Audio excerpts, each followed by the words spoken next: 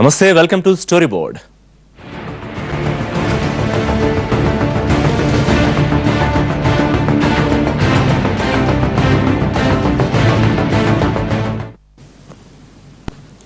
భారత్లో పుట్టిన వాళ్ళంతా ముస్లింలే అంటూ ఒకరు చెప్పుకొస్తూ ఉంటే ఇండియాలో అంతా హిందువులే అంటూ మరొకరు పిలుపునిస్తున్నారు.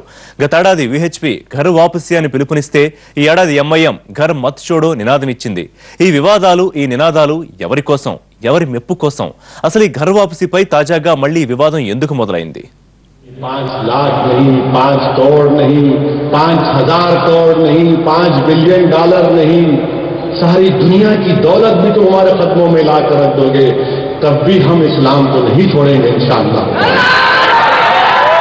ఇస్లామే ప్రపంచానికి మతమని, ఇస్లాంలోకి చేరడమే నిజమైన మతంలోనికి చేరినట్లు అంటూ ఎంఐఎం అధినేత అసదుద్దీన్ ఓవైసీ చేసిన వ్యాఖ్యలు ఇప్పుడు ఎక్కడా లేని దుమారం రేపుతున్నాయి. గతేడాది విశ్వ హిందూ పరిషత్ మొదలుపెట్టిన ఘర్ వాప్సీ కార్యక్రమానికి వ్యతిరేకంగా అన్నట్లు అసదుద్దీన్ చేసిన వ్యాఖ్యలు మరో వివాదానికి కేంద్ర బిందువుగా మారుతున్నాయి. ఘర్ వాప్సీ మీద తనదైన శైలిలో విమర్శలు గుప్పించిన అసద్ తన వ్యాఖ్యల్ని మాత్రం సమర్థించుకుంటున్నారు. అంతేకాదు, డబ్బులిచ్చి మాత్రం మతం మారమని తాను చెప్పటం లేదన్నది ఆయన వాదన. విహెచ్పి మొదలుపెట్టిన ఘర్ వాప్సీ నినాదాన్ని తనదైన శైలిలో వివరించుకొచ్చారు. చిన్న చిన్న విషయాలను కూడా వివాదాస్పదం చేయగల అసద్ ఇప్పుడు అదే రీతిలో మత మార్పిడిల మీద స్పందించారు. గతంలో హిందూ మతం నుంచి పరిస్థితుల దృష్ట్యా ముస్లిం, క్రైస్తవ మతాల్లోకి మారిన వారంతా తిరిగి హిందూ మతంలోనికి పునరాగమనం చెందాలన్న విశ్వ హిందూ పరిషత్ పిలుపును వ్యతిరేకించారు అసద్. అసలు ఇస్లాంను స్వీకరించటమే అసలు సిసలైన పునరాగమనమని చెప్పుకొచ్చారు. మిలాదున్నబీ సందర్భంగా హైదరాబాద్ లో దారుసలాంలో నిర్వహించిన ఓ బహిరంగ సభలో మాట్లాడుతూ అసద్ ఈ వివాదాస్పద వ్యాఖ్యలు చేశారు. గంటన్నరకు పైగా సాగిన అసద్ ప్రసంగంలో మధ్యలో ఆర్ఎస్ఎస్ మీద విమర్శలు కురిపించారు. ఆర్ఎస్ఎస్ వాళ్ళు వినండి అంటూ పేరు పెట్టి మరీ తాను చెప్పదలుచుకున్నది చెప్పేశారు. అసలు ప్రపంచంలో ప్రతి ఒక్కరూ పుట్టుకతో ముస్లింలేనని, వాళ్ల తల్లిదండ్రులే పిల్లల మతాల్ని మార్చేస్తుంటారని, అన్ని మతాలకు అసలైన ఇల్లు ఇస్లామేనని చెప్పుకొచ్చారు. అసలు ఇస్లాంను అనుసరించటమే అసలైన ఘర్ వాపసీ అన్నారు అసద్.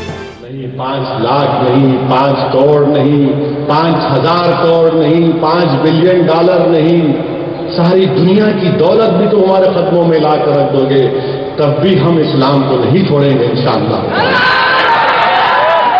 हम इस्लाम को नहीं छोड़ रहे क्योंकि दीन फितरत है.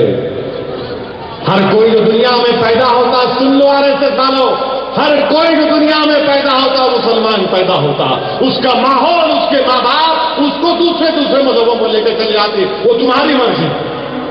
और सही कहा मुफ्ती खलील अहमद साहब ने कि दीन में कोई जोर जबरदस्ती नहीं, हिदायत तो सबके सामने.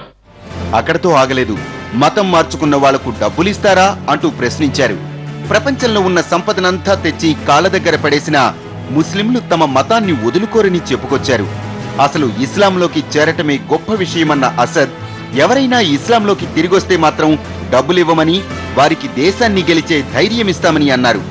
అల్లా పంపితేనే అంతా హిందూ దేశానికి వచ్చామని, ఇది తమ తాత ముత్తాతల గడ్డ అని అన్నారు. అసలు దేశం మొత్తమే తమదైనప్పుడు తాము ఎవరింటికి తిరిగి రావాలని సూటిగా ప్రశ్నించారు.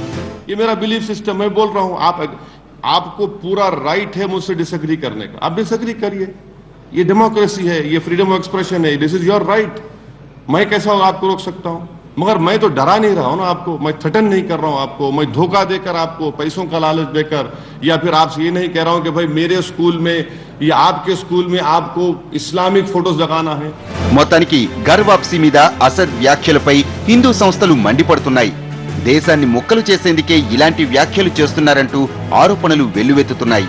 ఇలాంటి విమర్శలకు కూడా ముందే తన ప్రసంగంలో సమాధానమిచ్చేశారు అసద్. ఎవరిన్ని అభ్యంతరాలు చెప్పినా తన వ్యాఖ్యల్లో తప్పు లేదని, ఇస్లాంలోకి ప్రతి ఒక్కరిని ఆహ్వానిస్తున్నామంటూనే తాము ఎవరిని బలవంతం చేయటం లేదంటూ సర్దుకొచ్చారు. हिंदुस्तान का जो कॉन्स्टिट्यूशन है, आप कोई मजहब चेंज कर सकते, आप कोई मजहब चेंज कर सकते, उसमें बुरी बात क्या है?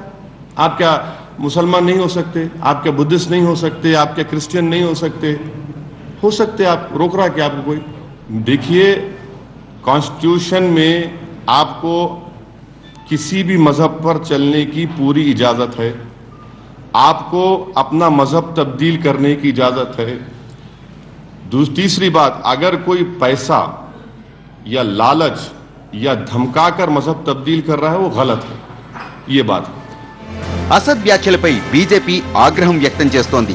దేశంలో మత విద్వేషాలు రెచ్చగొట్టేలా ప్రసంగించిన అసదుద్దీన్ మీద దేశద్రోహం కేసు పెట్టాలని బీజేపీ అధికార ప్రతినిధి ముఖ్తార్ అబ్బాస్ నఖ్వీ డిమాండ్ చేశారు. అంతేకాదు ఎంఐఎం గుర్తింపు కూడా రద్దు చేయాలన్నారు.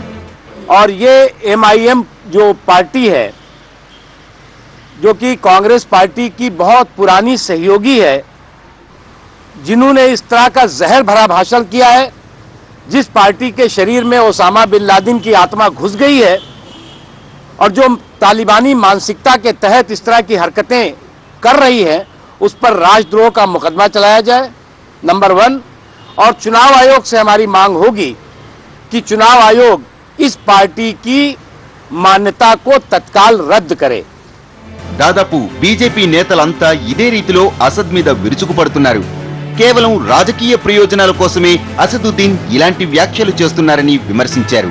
तो ओवैसी जी के मन की मंशा चाहे जो हो, ये साफ है कि वो उसी अजमाए हुए फार्मूले पे राजनीतिक ध्रुवीकरण करके अपनी राजनीति की बिसात बिछाने की कोशिश कर रहे हैं कि मुस्लिम समुदाय को भी यह सोचना होगा कि इस तरह की बातों से उन्हें क्या हासिल हुआ है।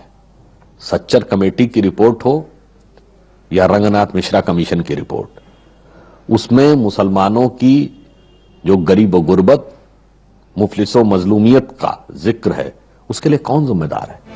ఇలా గతేడాది ఎన్నో వివాదాలకు కేంద్ర బిందువై ఇప్పుడిప్పుడే సద్దుమణిగిన ఘర్ వాప్సీ అంశం తాజాగా అసద్ వ్యాఖ్యలతో మరోసారి వివాదాల్లోకి చేరింది. అయితే తన వ్యాఖ్యలపై జాతీయ స్థాయిలో వివాదం చెలరేగుతుండటంతో మరోసారి స్పందించిన అసద్ దీనిపై వివరణ ఇచ్చారు. మహమ్మద్ ప్రవక్తకు సంబంధించిన ఉత్సవంలో తాను ఆ మాటలు చెప్పానని, దాదాపుగా గంటన్నరసేపు ప్రసంగంలో చాలా విషయాలతో పాటు అది కూడా చెప్పానని, తనకున్న భావ ప్రకటన హక్కును మాత్రమే ఉపయోగించుకున్నానన్నది అసద్ అభిప్రాయం. అసలు ఘర్ వాప్సీ ఎందుకింత వివాదం అవుతోంది? ఒక బ్రేక్ తర్వాత చూద్దాం.